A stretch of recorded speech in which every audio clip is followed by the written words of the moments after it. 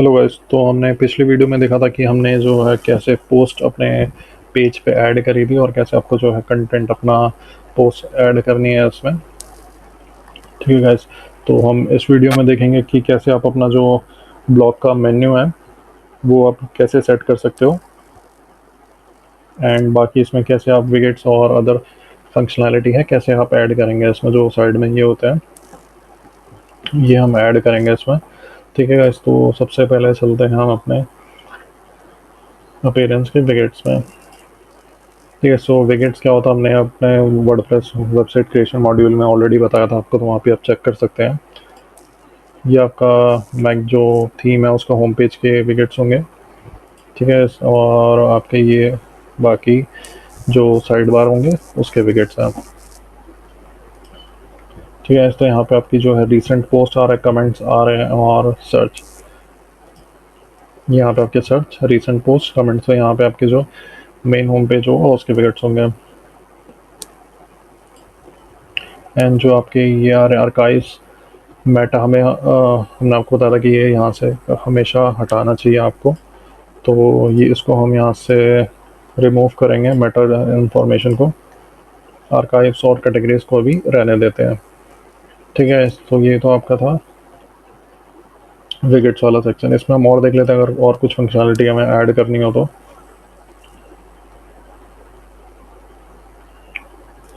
एक बार इसको ऐड करके देखते हैं। ये फंक्शनलिटी देखते हैं इसमें जो थीम है उसमें क्या इसमें अपडेट होता है। ओके। तो ये जो आपका गैस विकेट था होम पेज के लिए, ये सारी थीम्स का अलग अलग होता है। किसी थीम्स का कोई कस्टमाइजेशन अलग होगी, कोई आपको अलग विकेट्स का ऐड करने होंगे, कोई आपको होम पेज में ऐड करने देता है। तो सारी थीम्स का अलग अलग होता है। ठीक है गाइस। तो यहाँ पे जो हमने विकेट ऐड करा था यहाँ पे मान लेते हैं ट्रेंडिंग पोस्ट। और कैटेगरी हम यहाँ पे कुछ भी है न्यू कैटेगरी बना सकते हैं ट्रेंडिंग के नाम से, या अगर कोई स्पेसिफिक कैटेगरी आपको सेलेक्ट करनी है या फिर सारी कैटेगरीज को भी रहने दे सकते हैं यहाँ पे। और अगर मल्टी दो कॉलम चाहिए तो दो कॉलम हो जाएगा, तीन चाहिए तो तीन भी हो जाएगा। यहाँ पे सेव पे क्लिक करेंगे।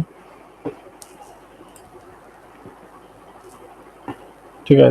तो ये आपका ट्रेंडिंग पोस्ट हो गया यहाँ पे।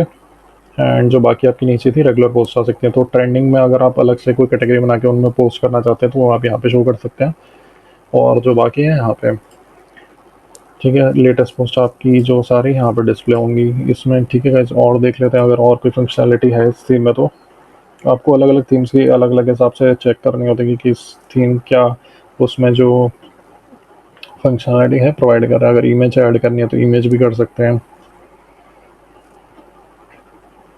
ठीक है। एक बार यहाँ पे इमेज जो है इमेज चेक करके देखते हैं। मान लीजिए हमें यहाँ पे किसी की ऐड शो करनी है अपनी वेबसाइट के ब्लॉग पे और हम उसको चार्ज करना चाहते हैं किसी कंपनी को। तो let's say Samsung.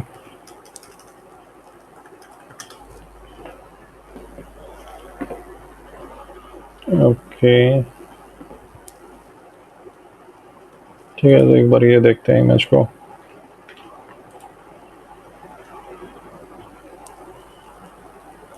Copy image address देखते हैं अगर डायरेक्ट यूआरएल से मैं इसमें इमेज ऐड हमें सेव करके करनी होगी। तो सेव इमेज एज करेंगे हम यहाँ पे।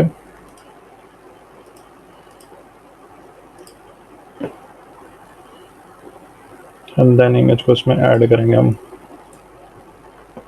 तो अगर आपको कोई भी एफिलिएट लिंक डालना है यहाँ पे किसी भी लाइक किसी कंपनी के सर्विस का यहाँ पे आपको शो करना है तो वो भी यहाँ पे कर सकते हो। एडसेंस हम यहाँ पे अलग से अप्लाई करेंगे। अगर आपको डायरेक्ट हम यहाँ पे दिखा रहे हैं कि डायरेक्ट आपको किससे करना है तो वो भी आप कर सकते हो।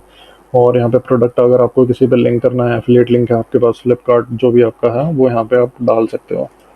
ठीक है। सेव कर देते हैं। एक बार चेक करते हैं वेबसाइट पे इसको।